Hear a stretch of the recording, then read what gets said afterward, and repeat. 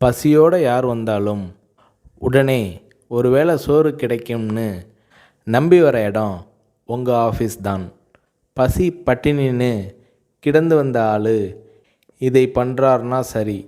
நீங்கள் வசதியான வீட்டில் வளர்ந்து வந்தவர். இந்த பழக்கம் எப்படி உங்களுக்கு வந்தது என்று விஜயகாந்த் அவர்களிடம் ஒரு முறை கேட்டபோது அதற்கு விஜயகாந்த் அவர்கள், அதுக்கு காரணம் எங்கள் ரைஸ் மில். மதுரை மில்லில் நான் இருந்தப்போ வேலையாட்களை கவனிப்பேன். ஒரு தூக்கு சட்டியில் சோறு இருக்கும். மதியம் பாதியை சாப்பிட்டு விட்டு மறுபடியும் வேலைக்கு போயிடுவாங்க. 3-3:30 மணிக்கு மிச்சம் மீதியை சாப்பிடுவாங்க. எனக்கு வர சாப்பாட்டு பாத்திரங்களை கழுவுவதற்கு போட்டியே இருக்கும். காரணம், அதில் பாதி சாப்பாடு மிச்சம் இருக்கும். உலகத்தில் பெரிய கொடுமை பசி கொடுமை தான். வயிறு காஞ்சி வந்து நின்றவனுக்கு என்ன சொன்னாலும் ஏறாது.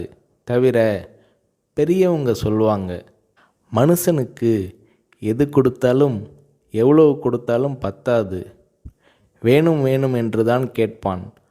அவன் போதும்னு சொல்கிற ஒரே விஷயம் சோறு மட்டும்தான்னு சொல்லுவாங்க. அது என் மனசில் பதிஞ்ச விஷயம். என்னால் கொடுக்க முடியுது, செய்கிறேன். நான் சம்பாதிக்கிறது மக்கள் காசு. என் உழைப்புக்கு அதிகமாகவே ஊதியம் தராங்க. அதில் ஒரு பகுதியை படிப்பு அது இதுன்னு அவங்க உதவிக்காக செலவழிக்கிறது என்னோட பொறுப்பு என்கிறார் விஜயகாந்த்.